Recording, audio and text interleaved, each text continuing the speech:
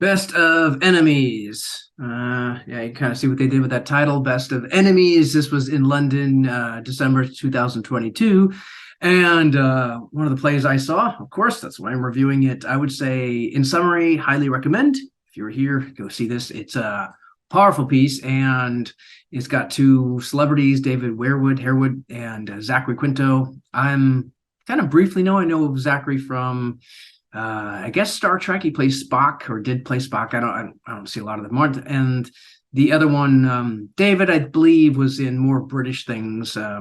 But he was in, I guess they list Supergirl. It's like, okay, I didn't really see a lot of Supergirl, so I wouldn't know that. But he's in other things too, and I think Homeland as well. So they both do a great job. Obviously, it's a new play, I believe, and it's well written. It moves along at a really good pace. It's crazy how fast some of these plays move if they're well written. So I like that part of it. The sets are cool.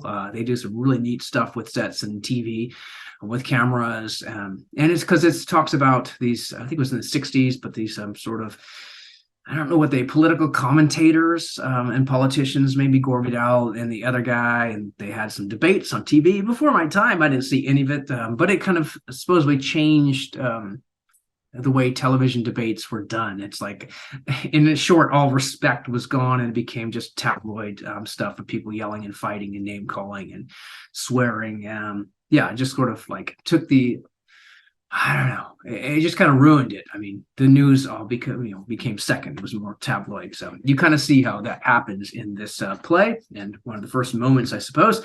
So they do a great job doing that. Again, really well done. I didn't know much history. I guess now I did do some research on it, and they did. Some critics had said, well, if you also cast these two people, if you look at the original clips, they don't look anything like the original people, so they don't represent them as far as what they look like, but they do represent what they say, and of course their dialogue. And I believe a lot of it is taken straight out of their debates, so which is kind of cool. But the one critic said, well, you also cast a black actor as the one conservative guy, and so you kind of lose a bit of the whole element of how he felt about other races and stuff like that, because it changes the dynamics of it to some degree.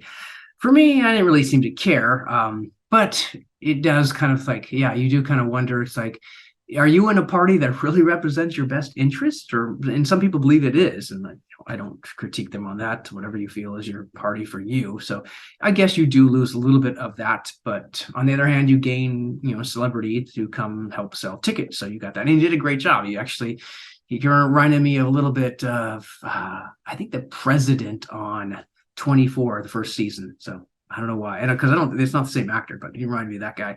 But he does a great job and really fits the character well. And Zachary, again, he doesn't really, he pulls off Gore Vidal, but he definitely doesn't look like Gore Vidal at any rate. But again, they all did a great job, so I can't, the casting can be whatever they decide it needs to be, and it seemed to work fine for me. So highly recommend. I would say, if you're that should be on the top. If you only see like 3 plays, that should definitely be on the top. I think the top for me right now would be Kill a Mockingbird, was probably my number 1 for this trip, and then Best of Enemies as number 2. Still uncertain about number 3, but I have another play or 2 plays to see, so that may change. All right, yeah, I just want to give my 2 cents on that. Best of Enemies in London. I'm sure it's going to go to other places. I would not be surprised if it's scheduled for New York shortly, if it has not already been. And fun fact, I actually saw, I was exiting the theater. I took a little extra time before I got out, and I was going up the stairwell, and I saw these 2 dogs. I thought, why are there dogs? Who brought dogs? It's like, is that staff or something? I just thought, that's the craziest thing. A big dog and a little tiny dog. And as I go up the stairs, and I realized that was Zachary Quinto. He was like him walking his dog. I guess I don't know. Maybe they had some deal where it's like, okay, I'll do your show, but I got to bring my dogs, and they had to come to the theater because I can't leave them at home at the hotel or wherever he stays. So I just thought that was the funniest thing. Zachary's walking his dogs out of the theater. I wanted to say hello, but yeah, I don't know. It's like he was actually going in front and went out a separate door, so people couldn't accost him. I think a lot of celebrities don't do stage door greetings anymore.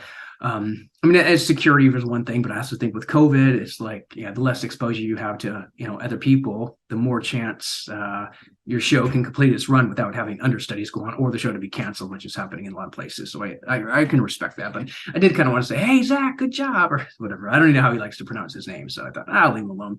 But it was kind of funny. Tall guy too, which is funny because it's like on the stage they didn't look so tall, but yeah, it's like seeing football players on the field. They don't look so tall until you're on the field. All right, I rambled on long enough. This is my review of Best of Enemies.